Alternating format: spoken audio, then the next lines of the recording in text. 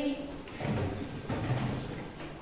SD kaki 3. Terwujudnya sekolah dasar berkualitas dalam pembelajaran guna menghasilkan lulusan yang beriman dan bertakwa, cerdas, mandiri dan peduli lingkungan. Beri salam. Assalamualaikum warahmatullahi wabarakatuh. Selamat pagi Pak Guru.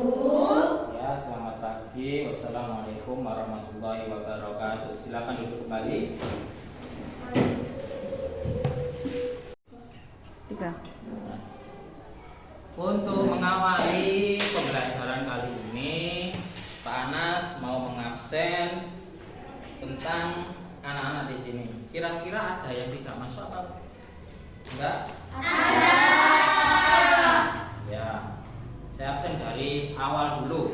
Agri, Alvira, Alifa, Damar, Fani, Danti, Afan, Naomi, Rafa, Raffi, Arum, Feral, Yuldan, Zara, Alena, terakhir Chelsea. Oh, teman. Ya, semoga teman kita yang tidak masuk diberi kesembuhan oleh Allah Subhanahu wa taala. Ya. Biar bisa mengikuti pembelajaran selanjutnya. Sekarang di sini kira-kira ada yang merasa sakit atau tidak? Tidak. Sehat semua ya? Sudah sarapan semua? Sudah. Yang belum sarapan? Oh iya, kenapa kok belum sarapan? Tidak apa-apa. Ya, jadi setiap kali berangkat ke sekolah itu diusahakan sudah makan dari rumah. Selanjutnya sebelum kita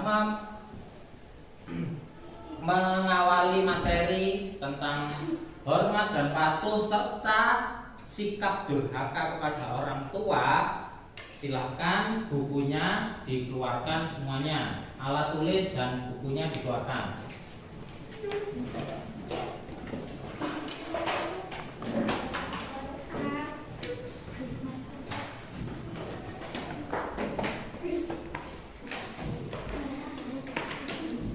Sudah siap semua? Untuk menambahkan semangat lagi kepada kita semua, mari kita melakukan tepuk. Silvan mana aja? Tepuk 1. Yes. Jadi kalau panas tanya tepuk 1 sambil tepuk bilang yes. Kalau tepuk 2, oke, gitu ya. Coba contoh sekali lagi. Tepuk 1, tepuk 2. Kalau 2, oke, kan 2 kata. O dan E. Oke. Meskipun enggak tangan kiri enggak apa-apa, di depan aja. Oke. Yes, seperti itu. Kalau 3, kita bilang semangat semuanya. Semangat. Ada 3 kata yang kita masukkan ke tepuknya. Semangat. Oke? Tepuk 1. Tepuk 2. Tepuk 3. Jadi kalau tepuk 3, 2, 1 Semangat. oke, yes. Kalau tepuk 3, 1, 2 Semangat. Yes. Oke. pintar. Untuk menambah semangat kita pada pagi hari ini. Selanjutnya di sini ada, jadi tujuan pembelajarannya yaitu peserta didik mampu menentukan bentuk perilaku sikap patuh pada orang tua dan sikap durhaka pada orang tua. Jadi kalian bisa membedakan mana sih sifat itu hormat, mana itu sifat durhaka. Kita langsung aja yaitu masuk ke video. Kita simak dulu video tersebut.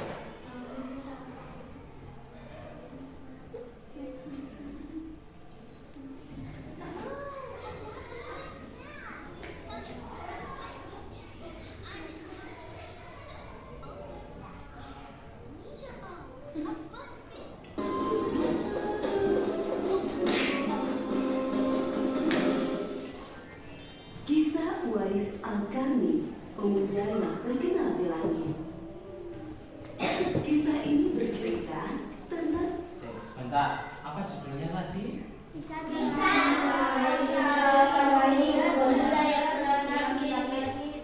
Jadi kisahnya Uwais Al-Qarni ya. Jadi gitu ya.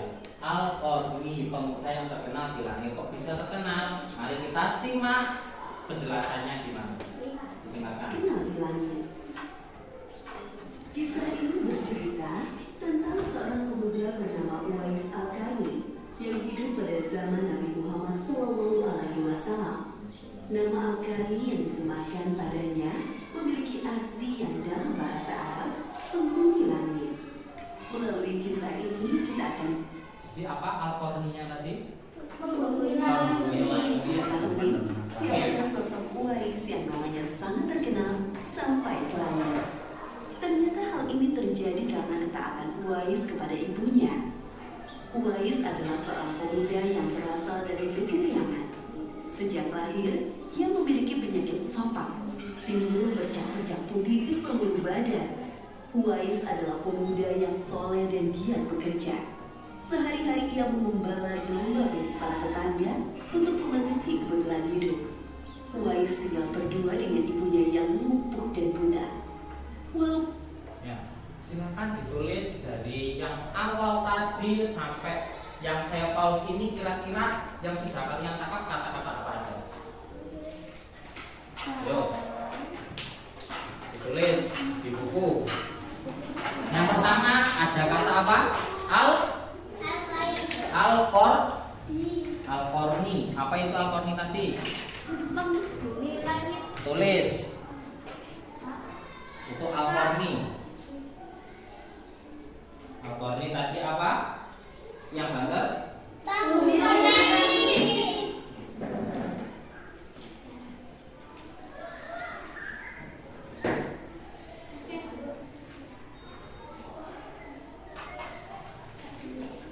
Yang kedua, yaitu Uwais hidup menjadi seorang yang kaya atau orang miskin. Miskin. Tulis. Uwais menjadi seorang, tulis di bawahnya aja, jadi bukan kita menulis paragraf ya, tapi langsung di bawahnya. Uwais hidup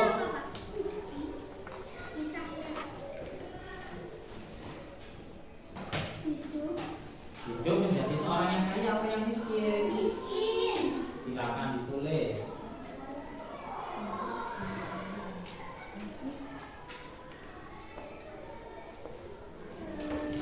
Terus Uwais tadi hidup dengan siapa? Ibunya. Ibu yang Buta. lumpuh. Pinter. Tulis bawahnya.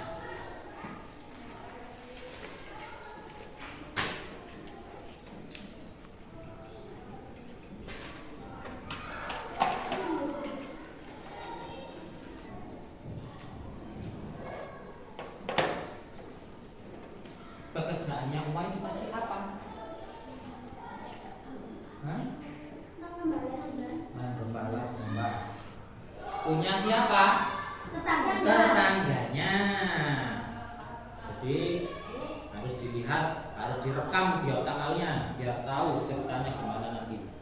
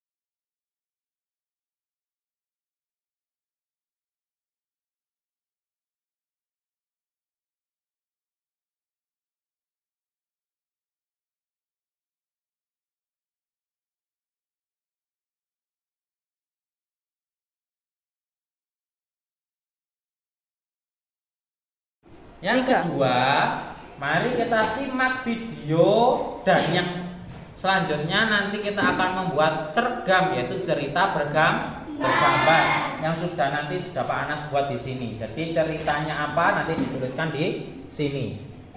Jelas? Makanya kalau melihat video kita dengarkan dan kita rekam apa yang ada di dalam video tersebut.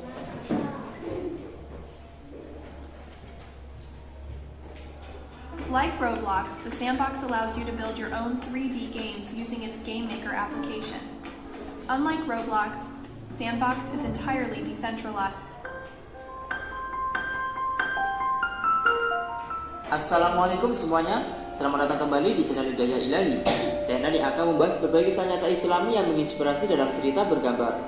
Jika kalian tertarik, silahkan like dan subscribe channel ini agar bisa mencapai 1 juta subscriber. Berikan komentarmu juga di bawah ya. Jangan lupa share video ini sebanyak-banyaknya. Kisah nyata jenazah sahabat Alqamah yang hendak dibakar Rasulullah karena durhaka kepada orang tua dan lebih mementingkan sang istri. Ya, di sini bisa dilihat di bawah situ ada ceritanya siapa? Alqamah.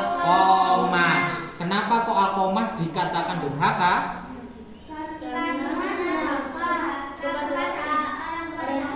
Berani terhadap orang tua, lebih mementingkan istrinya. Kita simak videonya. Kisah nyata ini bersumber dari kitab Al-Kabair karya Syamsuddin Abu Abdillah Al-Jahabi, cetakan Beirut Darun Nadwa halaman 46. Tonton video ini sampai selesai, semoga menginspirasi. Dahulu, Alqamah adalah seorang sahabat Nabi Muhammad SAW yang sangat taat. Ia tak pernah lalaikan sholat fardu atau sunnah. Amalan puasa dan sedekah pun tak pernah terlewatkan. Namun saat nazah di penghujung hayat, ia susah mengucapkan syahadat. Dikisahkan saat Alqamah sakit keras, istrinya mengirim utusan kepada Rasulullah SAW. Tujuannya memberi kabar bahwa suaminya sakit kritis dan sepertinya sedang menghadapi sakaratul maut. Begitu menerima kabar, Rasulullah SAW langsung mengutus Ammar, Bilal dan Syuaib untuk menjenguk Alqamah dan mengajarinya mengucapkan kalimat tauhid. La ilaha illallah, tiada Tuhan selain Allah. Namun lisannya sahabat Alqamah keluh, tak kuasa mengucapkan kalimat tauhid. Sepertinya ada sesuatu yang aneh dan janggal. Akhirnya mereka kembali memberitahukan hal itu kepada Rasulullah SAW. Beliau bertanya, apakah di antara kedua orang tuanya masih ada yang hidup? Disampaikan kepadanya, ada wahai Rasul, ibunya. Ia sudah sangat sepuh. Rasulullah SAW pun meminta, temuilah ibunya, sampaikan, jika engkau masih kuat, datanglah kepada Rasulullah. Jika tidak, diamlah di rumah dan Rasulullah yang akan menemuimu. Singkat cerita, utusan Rasulullah SAW pun bergegas menemuinya. Setiba di hadapan ibunda Alqamah, sang utusan menyampaikan pesan tadi. Biarlah, aku sendiri yang menemui Nabi. Aku lebih berhak menemuinya, jawab ibunda Alqamah. Dalam bantuan tongkatnya, ibunda Alqamah pun berangkat menemui Nabi Muhammad SAW. Setibanya, ia mengucapkan salam dan dijawab oleh Nabi SAW. Kemudian baginda Nabi bertanya, wahai ibunda Alqamah, jujurlah kepadaku. Jika berbohong, wahyu Allah akan turun kepadaku. Bagaimana keadaan anakku? Ia menjawab, wahai Rasul, anakku itu rajin sholat, rajin puasa, dan banyak sedekah. Lantas bagaimana keadaanmu kepadanya? Desak Rasulullah SAW. Aku tidak suka kepadanya karena ia lebih mementingkan istrinya dan durhaka kepadaku. Berarti perkataan ibunda yang membuat Alqamah terhalang mengucapkan syahadat, bukan Rasulullah SAW. Kemudian baginda Nabi SAW berkata kepada Bilal, hai Bilal, kumpulkanlah kayu bakar sebanyak-banyaknya. Untuk apa ya Rasul? Salah ibunda Alqamah, aku akan membakar Alqamah. Wahai Rasul, dia itu anakku. Hatiku tak tega melihat membakar tubuhnya, apalagi dilakukan di depan mataku sendiri. Raja ibunda Alqamah. Wahai ibunda Alqamah, azab Allah itu lebih berat dan lebih kekal. Jika kau ingin Allah mengampuninya, maka ridhoilah dia. Demi zat yang memegang jiwaku, sholat, puasa dan sedekah Alqamah tidak ada manfaatnya selama engkau masih luka kepadanya, kata Rasulullah SAW panjang lebar. Wahai Rasulullah, di hadapan Allah, para malaikatnya dan seluruh kaum muslim yang hadir, engkau aku meridhoi anakku Alqamah. Imran sang ibunda. Kali ini Nabi Sallallahu Alaihi Wasallam kembali memerintahkan Bilal. Oke, jadi dari awal sampai tengah belum selesai ya. Kalian sudah bisa merekam apa yang ada di dalam video tersebut? Sudah. Yaitu siapa? Tokohnya siapa? Yang diceritakan? Alqamah, ibunya, baginda Rasulullah, istrinya. Itu ada cerita apa? Oh, ada sahabat juga ya. Cerita dari awal bahwasanya Alqamah kenapa? Alqamah sedang kritis atau sedang sakit Pak. Kemudian kira-kira kenapa kok sakit terus dipanggilkan sahabatnya, sahabat Rasul? Tidak bisa membaca syahadat. Jadi mulutnya tertutup ketika dituntut membaca syahadat, mulutnya tertutup. Diselidikilah oleh siapa? Nabi Muhammad, betul. Nah, diselidikinya dari pertama apa? Alqamah punya orang tua atau tidak? Punya. Kepada istrinya. Kira-kira punya orang tua tidak? Punya, betul. Ketika diselidiki lagi, orang tua tersebut datang ke hadapan baginda, ditanya apa? Bagaimana sifat Alqamah? Sifatnya gimana Alqamah? Baik atau enggak? Aslinya baik. Dari segi apa? Ibadah. Ibadah apa tadi? Terus sedekahnya juga baik. Ya, sedekah, sholat, puasa, semuanya dilakukan dengan baik. Yang buruk apa dari Alqamahnya? Mementingkan istrinya dan sering juga meminta orang tua. Betul, kita lanjutkan lagi. Ketika sudah didatangi, terus Nabi akan membakar siapa tadi? Kenapa kok dibakar? Karena durhaka. Nah, padahal di akhirat itu siksanya neraka lebih parah. Terus ibunya tersentuh nggak hatinya? Kemudian memaafkan siapa? Memaafkan Alqamah, betul. Hai Bilal, pergilah dan tinggallah Alqamah. Apakah dia sudah bisa mengucapkan la ilaha illallah atau belum?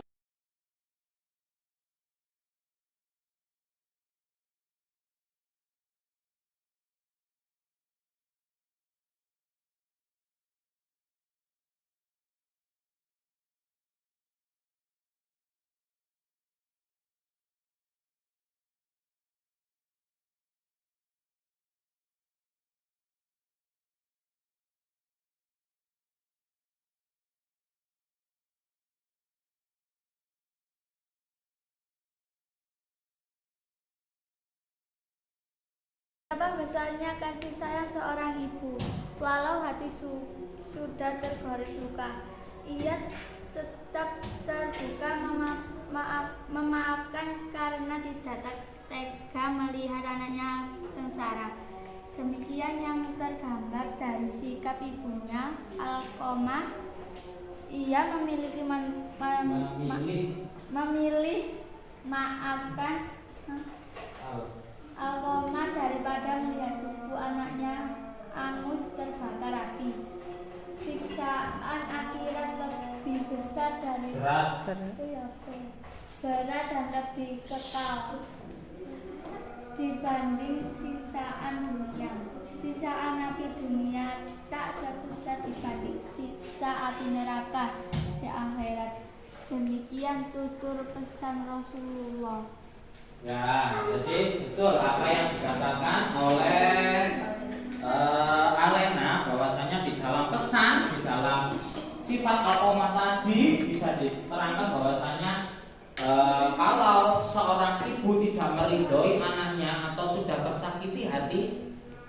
hati seorang ibu, maka Allah lebih suka atau bisa menyiksa lebih pedih di akhirat kelak. Jadi alkoma itu sudah sakit kritis, yang sudah diterangkan di tadi bahwasanya sudah sakit kritis. Kalau ibunya tidak memaafkan, dia tidak akan bisa mengucapkan la ilaha illallah. Oke. Selanjutnya apa kita, yaitu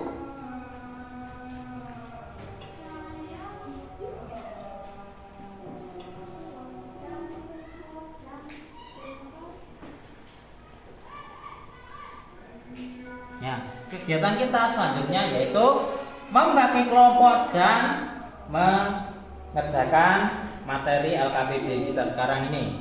Ya, saya harap atau saya ingin satu kelas ini dibagi menjadi 4 kelompok. Jadi satu kelompok 4 anak.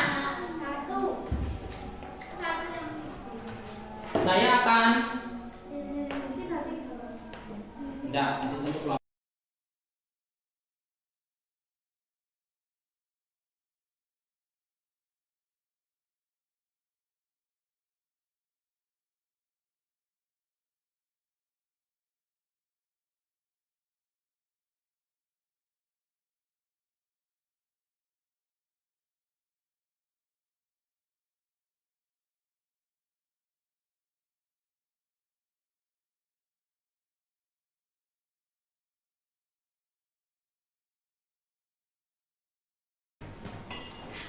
Cergam, cerita gambar yang akan kamu ceritakan dan kamu tulis ceritanya ya. Jadi ada tentang sifat hormat dan sifat durhaka. Saya akan membaginya secara random. Jadi kalau kalian kebagian durhaka, yo diceritakan sifat durhakanya. Siapa tadi?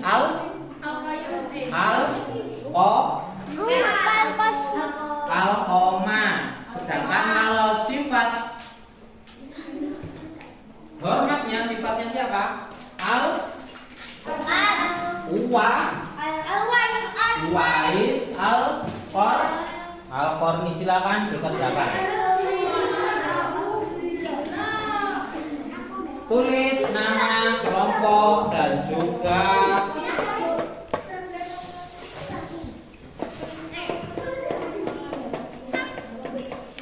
harinya.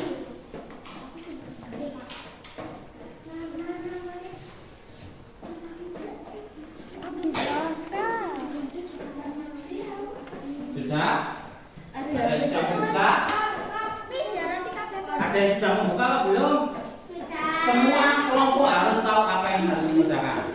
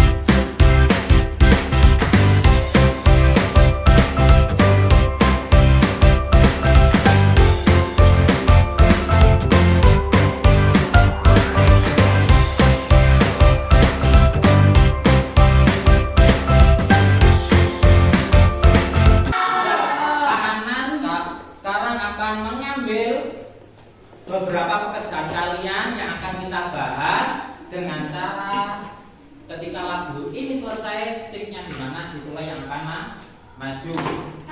Oke, jadi lagunya kalau Pak Anas memberhentikan berarti kalian yang maju itu, ya.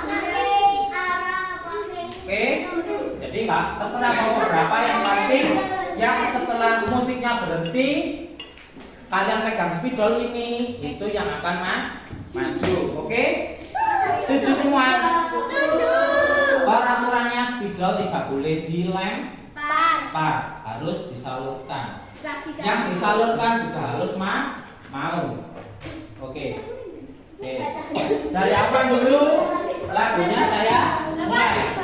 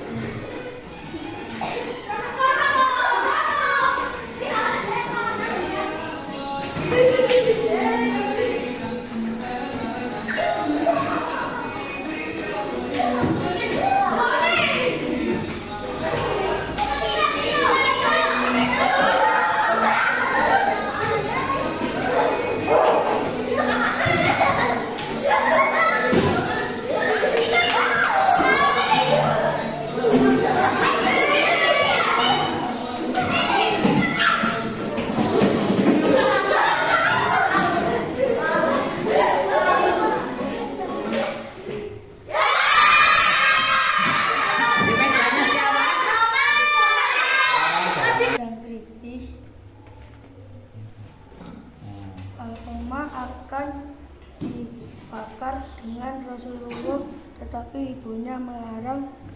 Alkoma meminta maaf kepada sang ibu. Ya. Jadi yang sudah kamu pahami di sini di akhirnya bahwasanya ridhonya ibu itu akan membawa kalian kepada keselamatan. Masih disaudarakan, bila kalian suka atau membentak apa yang dikatakan ibu, kira-kira kualat atau enggak? Kualat. Seperti ceritanya siapa ini? Alkoma. Meskipun ibadai sregep, sholatnya sregep apa enggak? Sedekah sregep apa enggak? Tapi kalau durhaka kepada orang tua akhirnya gimana? Nah, sampai apa? Tidak bisa mengucapkan kalimat syahadat sampai mau dibakar oleh siapa? Rasulullah. Kita kasih oplos kepada kelompoknya Damar. Jangan duduk sekali. Kita lanjutkan yang kedua. Sampai di mana tadi? Di Damar. Oke.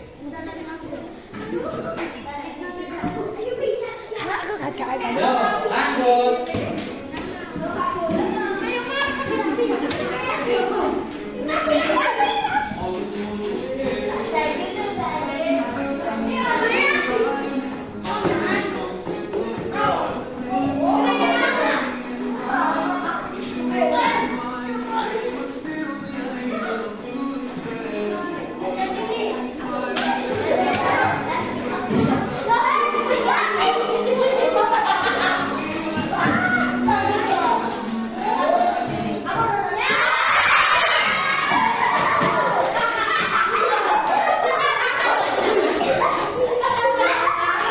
Tiga.